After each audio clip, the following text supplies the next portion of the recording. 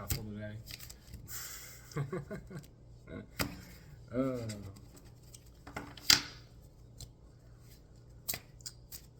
so, for anybody who has ever lived in Louisiana, Louisiana winters are a funny thing. You can go from relatively frigid temperatures, 30s, 40s. I know, there are those of y'all who have it a lot colder in the world. It's cold for us. 30 degrees is rough. But one day you can go from 30 degrees, and the next it's like 70.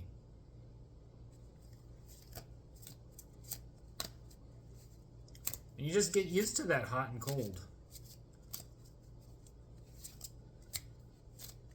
Sometimes you have Christmases where it's just, might as well be a spring day.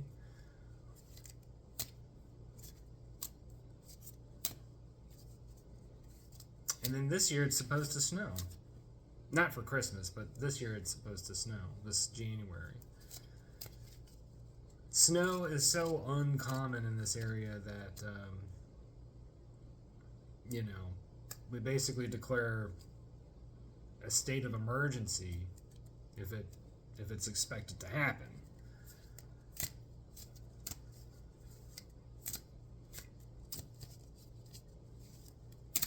That's Louisiana.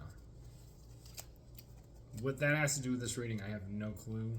This might just be me complaining. Here's our personal card for today. The Empress. The Empress is a card of somebody or something, or I'm going to say, in this case, sort of how we were starting off. This is Mother Nature. This is Mother Nature in her element. In all her sensuality, and all of her goodness. This is also a card of fertility. Oftentimes, tarot readers will say the Empress can be representative of pregnancies. But this is a card of somebody who is like, Big Mama.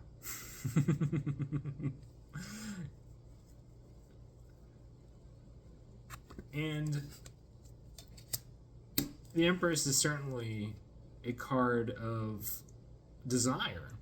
Certainly for me, I certainly desire that sort of Empress energy in my life. Who wouldn't?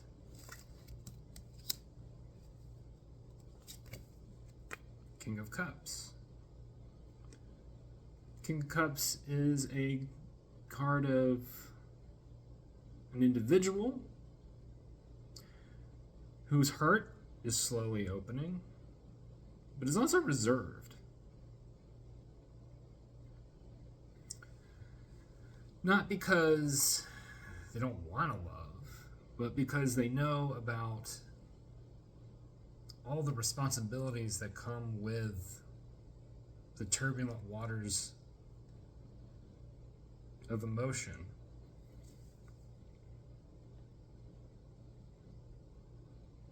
It can be treacherous out there. You might find that you found your Empress or your Emperor, and your heart opens, and it blossoms forth, and you go, oh my God, I'm in love. This is the one. But you have to remember that once that happens, you got to deal with all this stuff. You got to deal with the sea monsters in the background, right? All those fuzzy feelings have,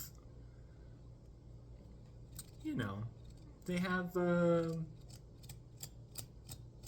was going to try and make some metaphor about bees. I don't know. Like the fuzzy, like bees are really fuzzy, but they can sting too. Ten of Swords. Now, just the kind of card you want to frickin' see, when you're starting to get into a love reading. This is a card, like all 10 cards, this is a card of ending cycles.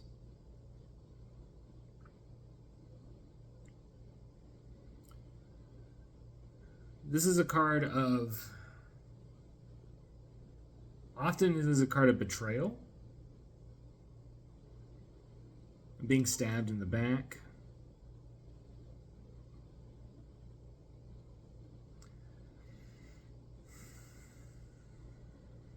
This is a card of that last and final message of saying goodbye. Although I have to say, within the context of this current reading, I'm not reading it exclusively in that sense. I'm reading in a slightly different sense. I say slightly, it's a very different sense. Since we've got these three on the board, I would say they're putting to rest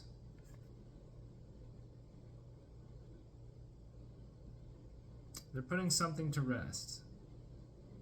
They're finally putting an end to a cycle of betrayal,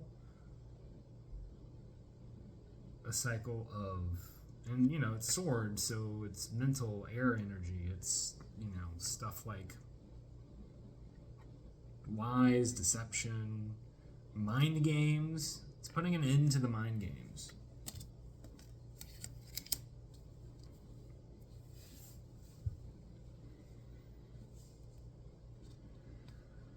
And let's look deeper into that end to the mind games. Two of Pentacles. The card of choices.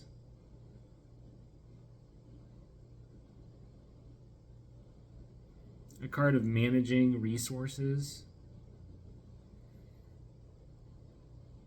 A card of having too much on your plate. Can be a card of equilibrium. As I'm looking at this reading, I think Emperor and Empress, or not Emperor, well, in a sense, but Empress and King of Cups, right?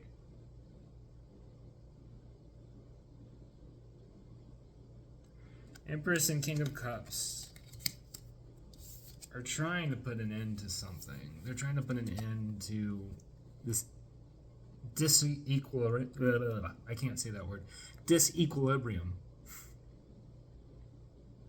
between the two of them. They're trying to choose each other, but there's been so much interfering. There's been so much interference that's caused this imbalance, and it's just been chaotic. And, you know, like, this is from the Trailer Park Warlock Tarot, so I illustrated it. And I made a point of including these pictures of these ships on these turbulent waters, because in the back, it's like saying in the background of this energy is kind of a watery energy. The main energy is Pentacles, but there is an emotional quality involved. Oof. Three of Swords.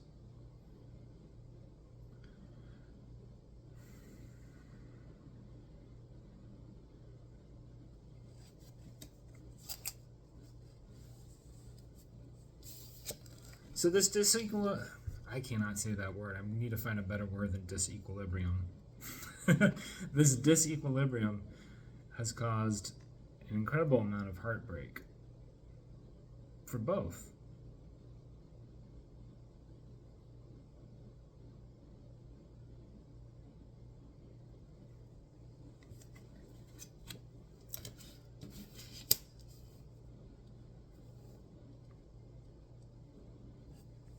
It's given them an incredible amount of sadness, despair.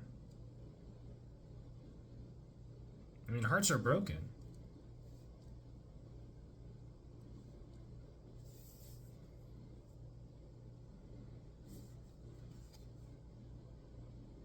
I'll just keep pulling cards. King of Pentacles.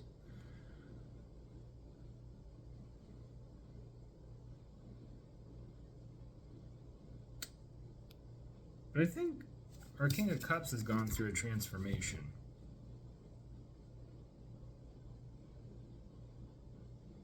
and stabilized.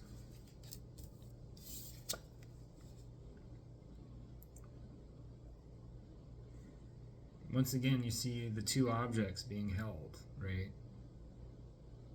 And this King of Pentacles is trying to hold the line here, trying to weigh things evenly, trying to take account of everything that he possesses. And don't mind the gender specifics. Just it's energy. It's gender energy. I don't know. Is that even a thing? Masculine, feminine. We all have both masculine and feminine, and it evokes itself in different ways in everybody. And so you may find yourself in a more masculine mode, and that might be what resonates with you. But the King of Cups has found himself transformed into the King of Pentacles to take account of all of his resources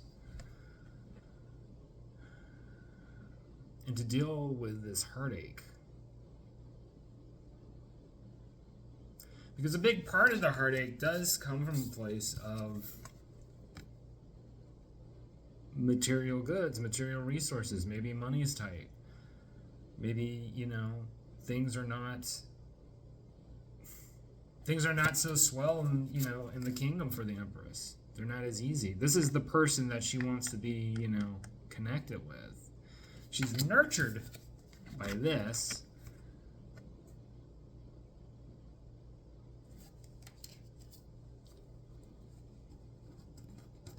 But this is ultimately more her match.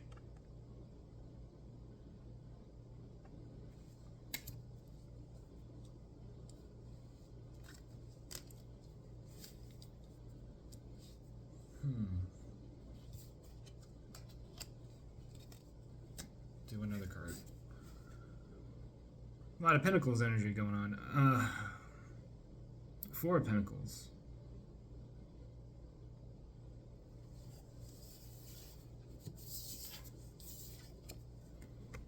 So we start to see that energy stabilize, and then there becomes an issue. Because as it stabilizes, it also begins to become too stable. And we can almost look at this as, as I'm looking at this more, I think this is more portraying a cycle.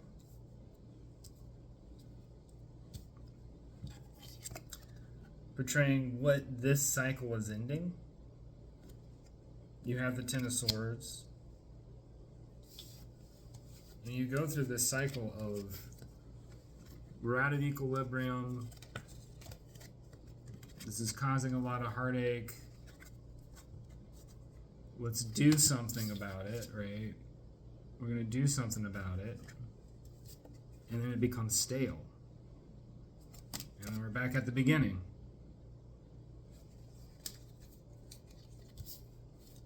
And it just repeats that over and over and over and over and over again in this relationship.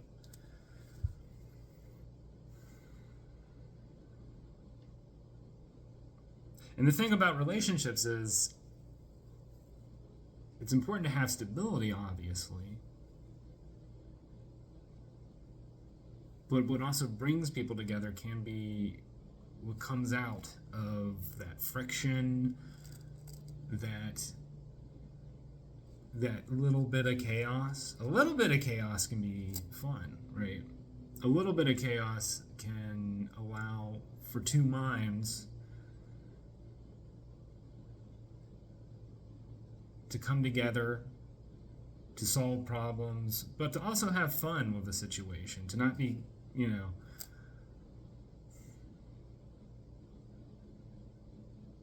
to not be caught up in it.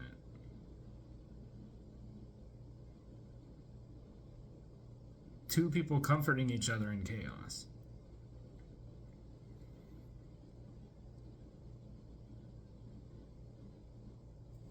Okay, we'll do one more card. And so, get this card. As Ten of Swords, as we come to the conclusion of that cycle, there's a whole new awakening in this relationship. There's a whole new understanding of just what is going on. And a whole new understanding between, these two elements.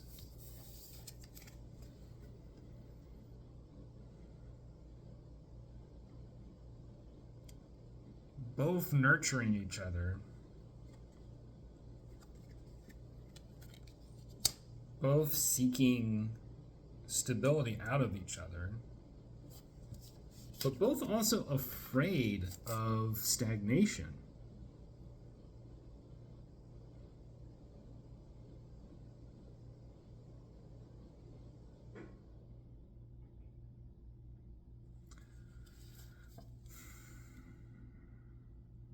Which is, I think, to a certain extent, an appropriate fear for any mature relationship. I'm sure, if you have good relationships with your grandparents, you've probably seen scenarios where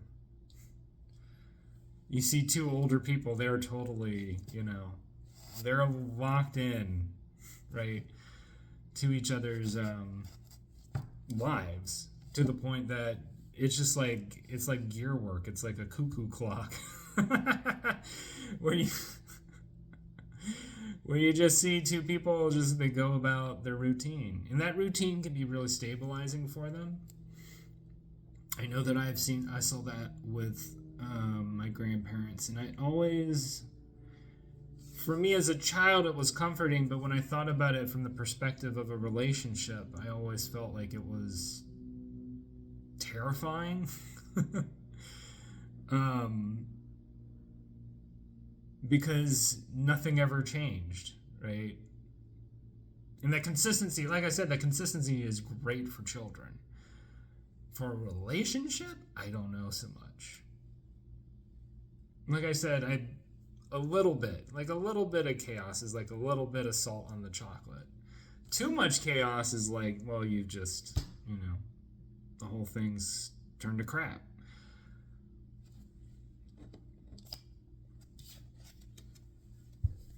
So what awakens somebody in this relationship to a new calling, to a second chance, to some greater understanding of how, these two are supposed to get along? These two requires a certain amount of dealing with what's going on here at the end of the cycle, right? Because this is the point at which all the difficulties begin. This is the point at which you get the imbalance and the heartache. Because as I'm looking deeper into this reading, I think that King of Cups really resents being in this King of Pentacles scenario. Doesn't like it at all. Would rather deal with the volatility. Enjoys the flux and flow of the emotional landscape, and doesn't necessarily like so much the slower, stabler setting. It's not what fits his vibe. And he's trying to figure out how to appease the Empress.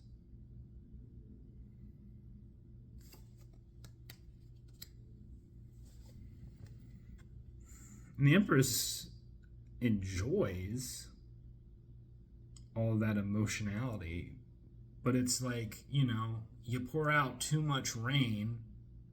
Being from Louisiana, I can tell you about this. The ground gets soggy, it gets muddy, and it's harder to walk through.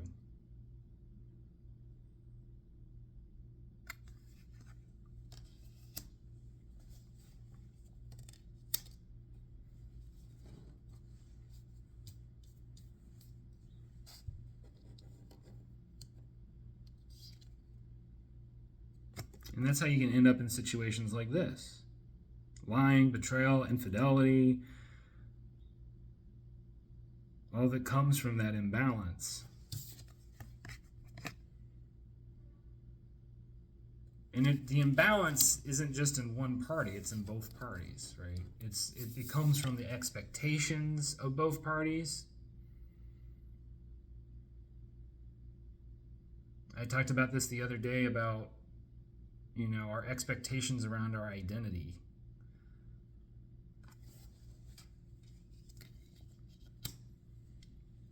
And not just in conflict, but also in love, right?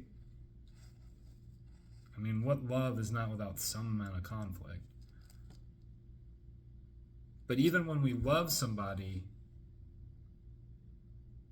we often fall in love only with certain aspects of the person. We don't fall in love with the full person.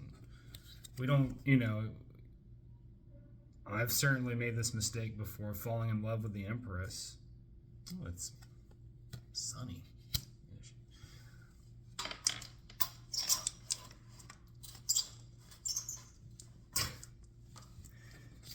Of falling in love with the Empress, and then discovering that, Mother Nature also has claws, and bee stings, and rose thorns, and sharks in the water. It's not all, it's not all wildflowers. It's not all honey. The bees, you have to have the bees to make the honey. And the bees have to sting to protect the hive.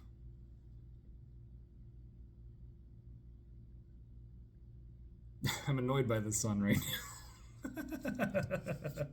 I'm just like, come on. Can you time this better? So, what is it that calls you and inspires you towards finding a way to end this cycle of disequilibrium?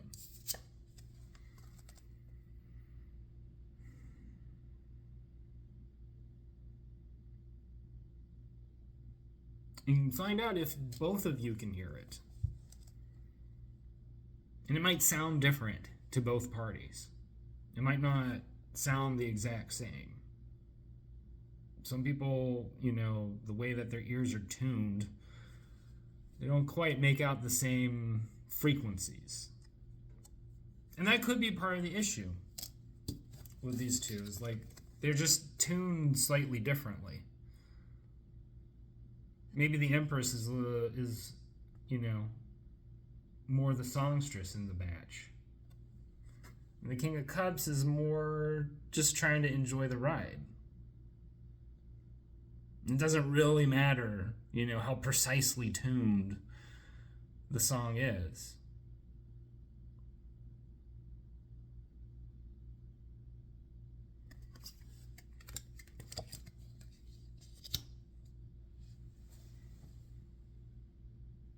I think that's it.